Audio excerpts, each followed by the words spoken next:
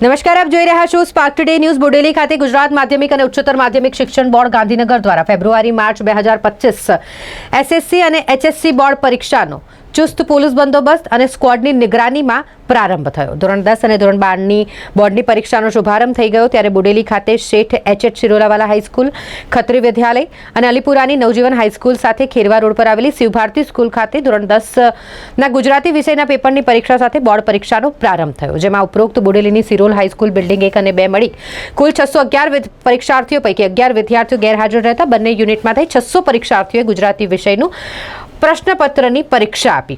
એવી જ રીતે અલીપુરાની નવજીવન હાઈસ્કૂલ ખાતે ગુજરાતી વિષય માટે 248 પૈકી 5 વિદ્યાર્થીઓ ગેરહાજર રહેતા 243 પરીક્ષાર્થીઓએ પરીક્ષા આપી. અંગ્રેજી માધ્યમના 7 વિદ્યાર્થીઓ ગેરહાજરી પરીક્ષા આપી હતી. આવી જ રીતે અલગ અલગ શાળામાં જે વિદ્યાર્થીઓ છે તેમણે પરીક્ષા આપી. ધોરણ 12ની પણ પરીક્ષા હોય, ધોરણ 12નું પણ બોર્ડનું પેપર વિદ્યાર્થીઓએ શાળા ખાતે જઈને પરીક્ષા કેન્દ્ર ખાતે જઈને આપ્યું હતું, જ્યાં પણ વિદ્યાર્થીઓ દ્વારા પરીક્ષા આપવામાં આવી.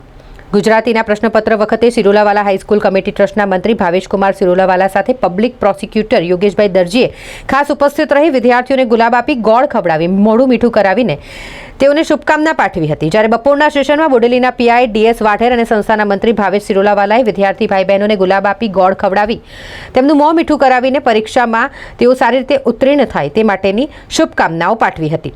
બોડેલી નવજીવન હાઈસ્કૂલ ખાતે ગુજરાતીના પ્રશ્નપત્ર વખતે જિલ્લા શિક્ષણ અધિકારી આનંદકુમાર પરમાર ઉપસ્થિત રહ્યા અને વિદ્યાર્થીઓને શુભકામના પાઠવી હતી.